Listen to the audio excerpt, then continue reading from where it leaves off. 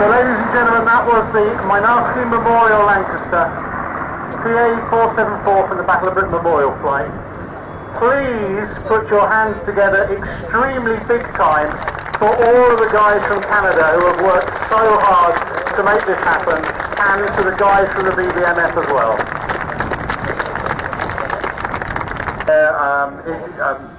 In the trading area, go and spend some money, buy a Lancaster kit, buy a patch, buy a badge, buy something, but say thanks to these guys for bringing it over.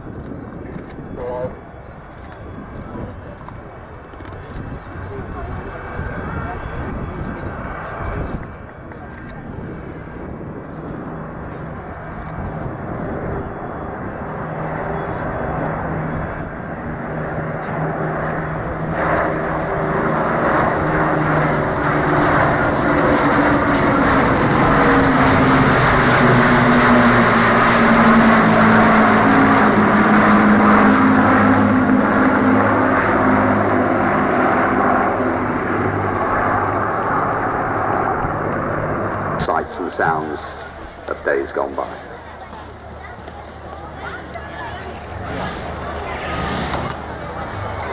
There they are.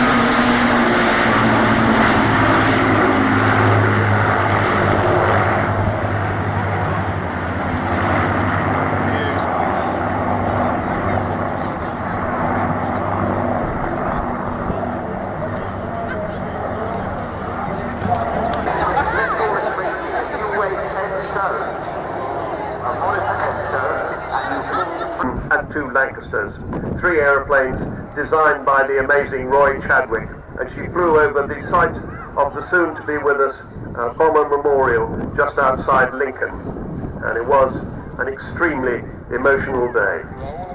Here she is with the 3 Nats from the right.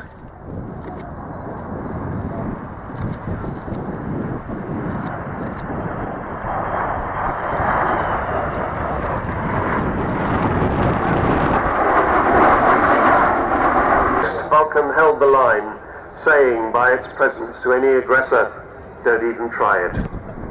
And they didn't.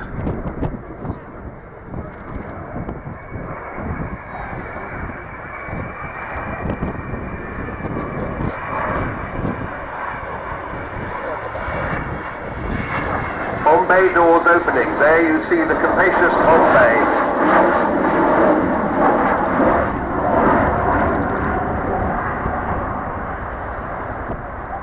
Originally intended to carry the hydrogen bomb, but later in her career to carry 21 1,000-pound bombs. So a payload of 21,000 pounds.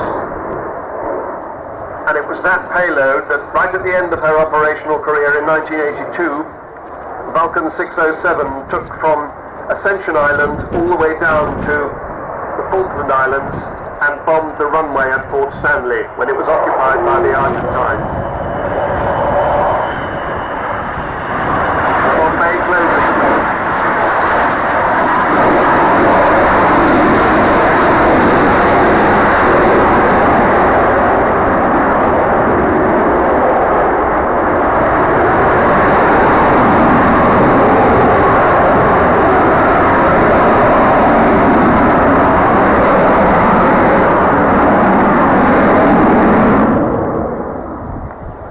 That, I think, was called a Kev Rumin's turn. That bombing trip down to the Falkland Islands, it was 7,760 miles, the longest bombing raid in history at the time. It's about the same distance as from here to Bali in a single hop, and it took no less than 18 air-to-air refuelings to get the Vulcan there and back. And she was flown on that occasion by Captain Martin Withers, who is now the chief pilot of the Vulcan to the Sky Trust, but actually not.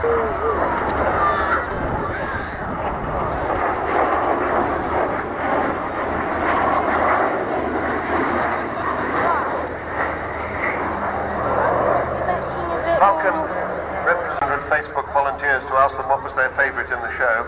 Red Arrows came second, Vulcan came top. But as he's gone now, I think I can say it without having to whisper.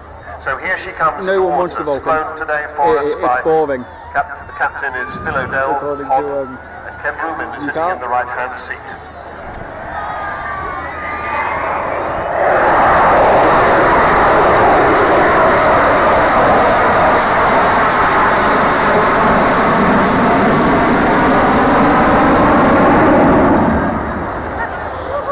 That's what she does. That's the sound of four Rolls-Royce Bristol Olympus engines, 16,500 pounds of static thrust, making a total of about 65,000. Those are the engines that took the aircraft not to supersonic speed. She was a subsonic bomber. But bear in mind that she first flew only 11 years after the Lancaster. I mean, when you look at the Lancaster and this, they might come from different centuries. But Roy Chadwick first drew the shape that became the Vulcan in 1946, only 5 years after the Lancaster had flown. And Vulcan then flew in 1952. So a quite extraordinary feat from an amazing designer. Sad to say he died in 1947 in an aircraft accident, so he never saw his great Delta shape take to the sky. He never saw it become the first operational Delta aircraft in the world.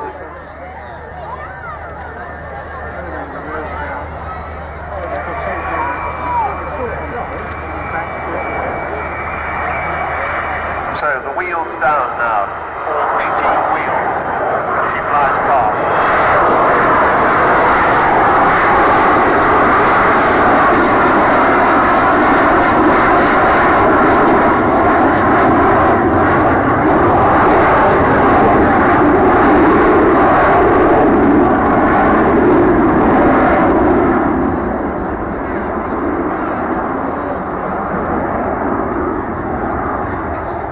Seeing her with the wheels down reminds me of those big undercarriage doors that at one of the air shows this season, after the show, when they'd had underwing tours of people being shown around the aircraft, we discovered a huge, complete lip shape in lipstick on one of the undercarriage doors. Somebody really loves her very much.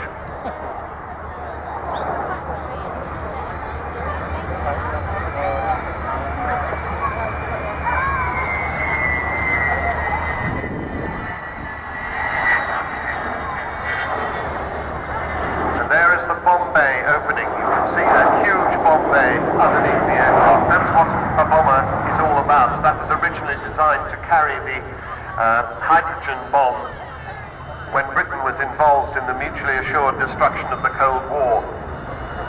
As the great author Frederick Forsyth said, it's a fool of a nation that doesn't honour its veterans and revere its saviours. Through its long career, the Avro Vulcan was both of those. Through the most dangerous years, the 50s and 60s, she patrolled the perimeters of hostile airspace.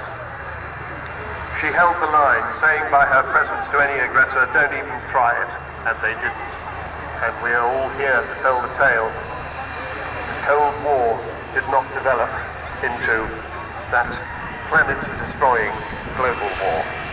As she comes round again, this time you'll see the Bombays closing. Now here is a lovely sight. Three of the great British aircraft as she comes round the runway. Here is the Hunter and the Canberra on the runway underneath her. Falkland Islands Airport out of action as far as the Argentine fast jets were concerned. To get there, it was the longest bombing raid in history, and it took 18 air-to-air refuelings. So on her final pass now, here comes the magnificent, the wonderful, your aeroplane, the Avro Vulcan.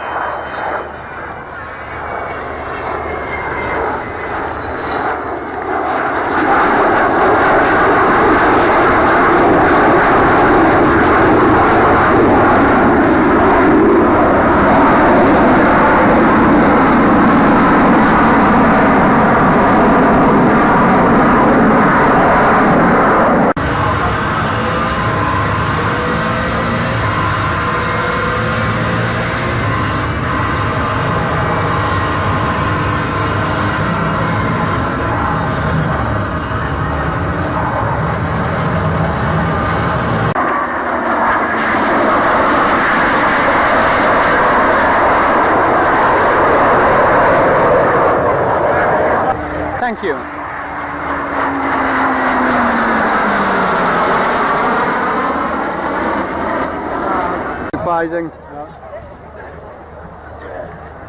Doesn't seem to be affecting his performance at the moment. No, I mean, no, he's back on now, so that's fine.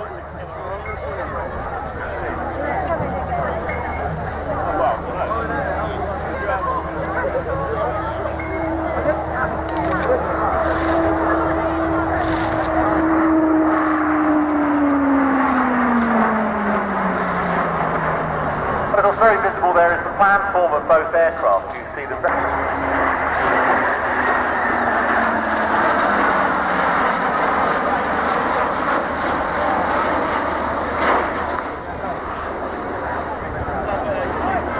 great export success, sold to more than 15 countries, including Australia, Argentina, Chile, Ecuador, Ethiopia, France, India, New Zealand, Pakistan, Peru, Rhodesia, South Africa, Sweden, Venezuela and West Germany.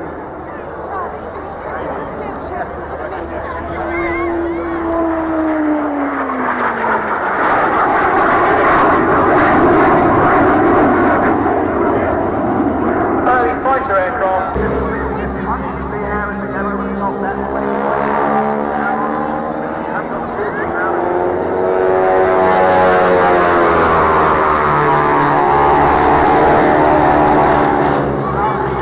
The Spitfire was never intended to have a long range, and that happened throughout its career. The photo reconnaissance versions that we saw earlier had tanks all over it. There was so much fuel, they even used to put it in the pilot's pockets. And there, that characteristic whine for the gunports on the P-51 Mustang.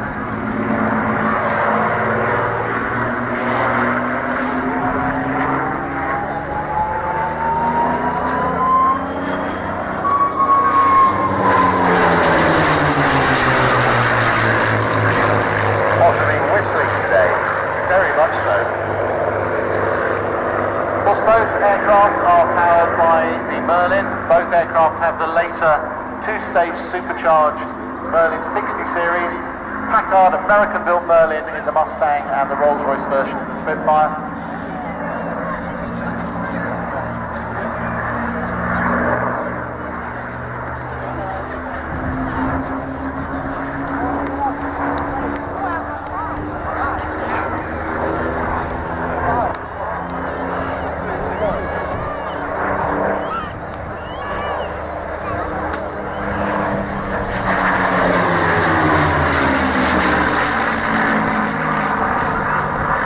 Early Spitfires were built with just 85 gallons of fuel. There's an old saying that says you can't do a properly slow roll in a Spitfire because you've only got an hour and a half's fuel. They were designed to get up early to attack on the 27th of August 1943. In all, it did 79 operational sorties. And in 1947, it stayed for just 11 months, and with the war over, returned to Newark in 1946.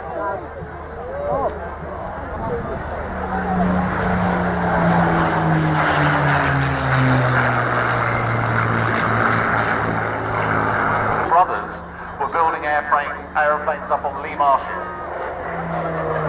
They always remind me of of a jet. Some of these people, no, my God, it's not only upside down, their legs are akimbo. I want to see somebody lie down on the ground and do that maneuver. Just lie down on the ground. Somebody do it. Let me see you do it. She's 21 years old, and Danielle Hughes, again, 8 years, if you can believe it, with the team, and she's only 25. So coming in, what are they going to do? They're pulling up. What are they going to do? They're doing the Humpty now. What happens? What here? They're being pushed and they're upside down as well. So they're standing on their heads using negative G. So the blood is being pushed back up into the feet, away from their heads. So you end up with a nice industry. And so barnstorming went away for a few years, and then eventually, after the Second World War, it came back. What is it? And we have the joys, for example, of, what are they doing now? Oh, it's upside. Oh, they're not going to do it. They're going to do the inverted mirror. They're going to try and touch hands. Ladies and gentlemen, it's the inverted mirror. They said they weren't going to do it, but they are here at Dunsfold 2014. Wings and wheels. Up, close, and they're almost going to touch.